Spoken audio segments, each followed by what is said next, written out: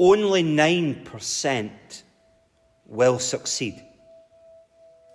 Come December of 2023, which means 91% will fail. And by February, so by the end of the first month of a brand new year, something between 43 and 46% will have already failed.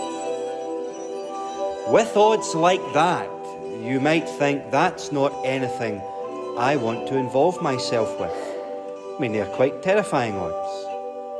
A 9% success to get to December, 46 out before we're even in February.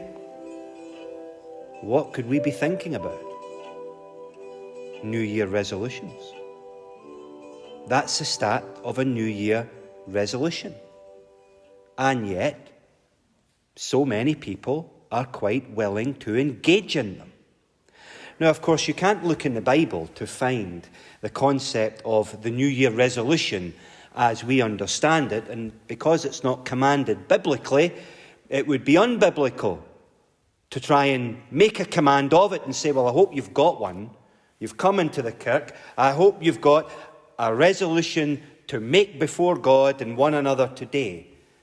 That would be unbiblical. But with the statistics that I've just shared, some might say not only is it unbiblical, I think it would be unwise. Because the majority clearly don't meet with the success that they hope for. They're usually of a certain kind. I'm going to consume less of this and this and this and this. And I'll try and do a bit more of that and that and that and that. And that's usually how most UK New Year resolutions work. Well, I do want to offer a resolution. It's one that I make every year and hope that I get to December and I'm able to say, yes, it has been one of the 9%, not because I'm good, but because God is. The verse closed at the end of the reading with, "The child grew and became strong. He was filled with wisdom, and the grace of God was upon him."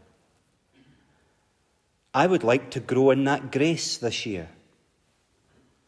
I hope you would. I would like, as the year progresses, to feel I'm closer to God in 2023 than 2022. I am overcoming the world more than being overcome by it, because it's not hard to be overcome by it. You only need to spend 5 minutes on any media platform, whether it's the legacy of papers or the modern media of screens and devices. 5 to 10 minutes of it would be enough to make a normal, healthy person feel somewhat overcome. Those poor businesses washed out again in Dumfries. It's an annual occurrence. Kiev receiving missiles as a New Year's gift. A new year, same old trouble. So how might we grow in grace? In the reading this morning, there was a percentage, or at least there are some percentages that we can look at and talk about. Better than 9%. Indeed, even better than the 54% who are still keeping the resolution in February. It's 75. 3 out of 4, which I think is a good percentage. So let's take the first of these odds about how we might grow in our Christian faith, and it's to do with something which we will all experience, and I think we experience it maybe more at the turning of years, and it's the idea of age. On the 8th day, when it was time to circumcise Jesus, Joseph and Mary. So there's the first group of people.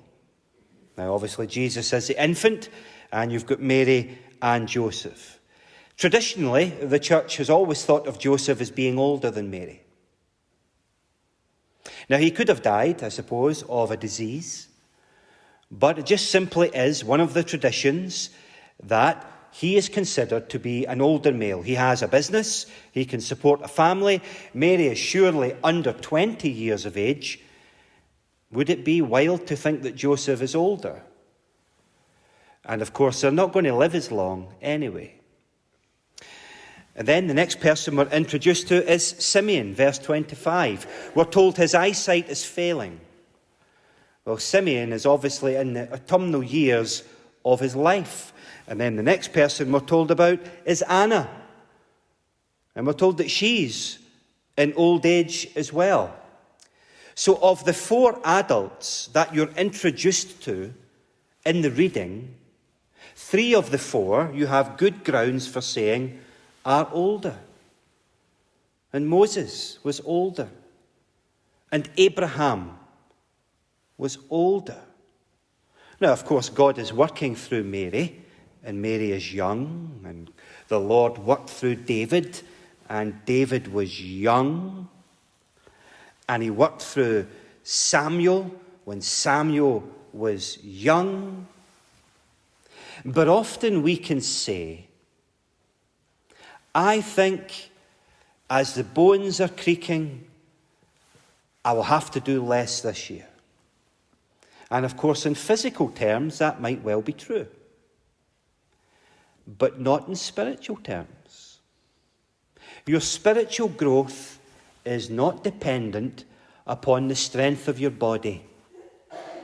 And mercifully, your spiritual growth is not even dependent upon the health of your mind, but on the feeding of your soul. And God can feed that soul. Now, often through our minds, and certainly sometimes through the activity of our bodies, when we gather and physically do things in Christian service. But give God thanks today that he can feed your soul and make your faith stronger, independent of your body, and even independent of the current state of health in your mind. So that as the year progresses, you would not be overcome by the life in the world that you inhabit, but in Christ you would overcome it and help build his kingdom. The next section that you see, which is also a nice 3 out of 4, is not to do with age, which we all experience, but something else which I think we all experience, and it's that of status. You'll see that in 22 to 25 and then in verse 36. Mary and Joseph come. They have the infant Jesus, the 3 of them, and he is circumcised. There's 4 people present at the circumcision. Mary, Joseph, Jesus, all mentioned by name. What do you need in order to have a sacrament in a church? Well, you need people willing to receive that sacrament, yes. And you need somebody to celebrate it. You need somebody to offer it. Offer it to God's people in God's name. I've always been struck how this little group of 4, 3 get their name mentioned. The 4th one doesn't.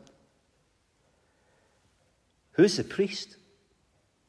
Why does the priest not get his name mentioned? Why does he not even get his job description? And they brought him to the clergyman who circumcised him. Was he a good priest? I'm surmising, I don't know. Was he a bad one? Was he a negligent one? Was he one that circumcised the child without any questions? Who are you? Where are you from? Tell me your story. Your child experienced what when he was born? Was it just a run-of-the-mill, yeah, in you come, right, that's you, you're done, now go? And if that's the case, and all these other people of no status recognize the status of Christ, and the irony being the only one who is a somebody in the passage is the one who misses who Jesus is. I mean, anybody could be a carpenter, and anybody could be a young mother in Israel 2,000 years ago. And anybody could be going blind because there would be little help of correcting it. And anybody could be a widow in older years. All commonplace. But not anybody could be a priest. Only a somebody could be a priest. You had to be of the certain caste in order to be one of the clergy. So here you see in those verses the somebody who in the eyes of the church would have been of note is the only person who doesn't get their name mentioned.